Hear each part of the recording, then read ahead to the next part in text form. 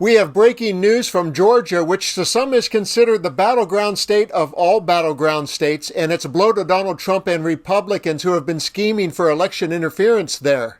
I will share the bad news for Trump that comes from the highest court in Georgia with you shortly, but first I've compiled the most important and up-to-date news from the Peach State that I could find, so you'll be an armchair expert on the Georgia election by the time the bombshell is dropped in just a minute. The latest poll numbers, the record-breaking early voting turnouts, and how both campaigns get to use the intel in a sneaky but legal way, and the implications of race in the Georgia elections are just a few of the points to be covered. The focus remains on the several battleground states that will decide this election. New polling from the Washington Post shows a tight race in every battleground state. Vice President Kamala Harris with the edge in Georgia, Pennsylvania, Michigan, and Wisconsin. Former President Trump in Arizona and North Carolina. We are just 2 weeks away from Election Day, and the battle for Georgia wages on. More than 1.6 million people in Georgia have cast their ballots so far. Can early voting numbers give these campaigns any insight into how much work they still need to do here in Georgia with 2 weeks out? Yeah, it certainly can. And those are amazing record-breaking numbers that you guys are seeing there in Georgia. It just shows how tight this race is and the voter enthusiasm surrounding it. So now campaigns, they can gain access to the data of who voted early and use that information to narrow their efforts. So by finding out who's voted and who has not, they can begin to focus their door knocking, social media ads, and other outreach efforts to really be more strategic about who they contact to make sure they get those traditional voters who have not cast their ballots yet to the polls by Election Day. We saw a lot of excitement for former President Donald Trump last Tuesday in Cobb County. We know that he will be back in Metro Atlanta this Wednesday. VP Harris will be in Georgia with former President Barack Obama on Thursday. It seems like our state's pretty popular, right? How important is Georgia for each of these candidates? Yeah, so with 16 electoral college votes up for grabs, winning your state gives a candidate a better chance of claiming the presidency. And we do know that demographics will play a key role here. You have one of the country's largest proportions of black residents, and that is believed to be what helped President Biden flip the state back in 2020. And as you know, Georgia was also at the center of those attempts to overturn the 2020 state election results, which Trump was accused of conspiring to overturn.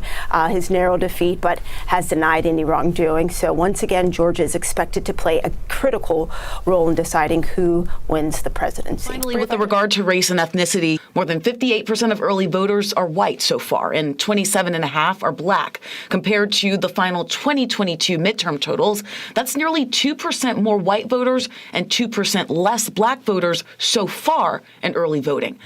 Now that you have context for the state of the election in the state of Georgia, let's dive deep into the legal ruling that Donald Trump and Georgia Republicans didn't want to hear.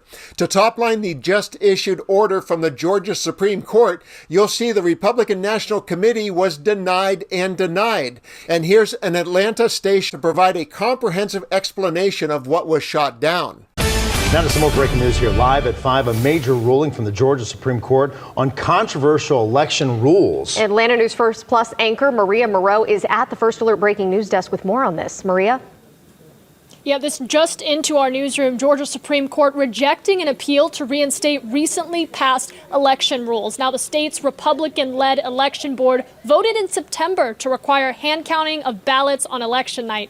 A Fulton County judge struck down that decision, declaring them, quote, illegal, unconstitutional, and void, end quote. Now, the state Supreme Court declined a request to put that order on hold, and we are just 2 weeks away from an election, so this will impact everyone who is hitting their polling place come November 5th.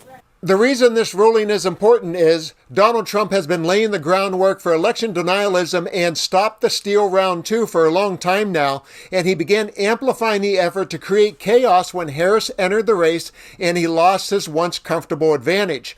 Think about this for a moment.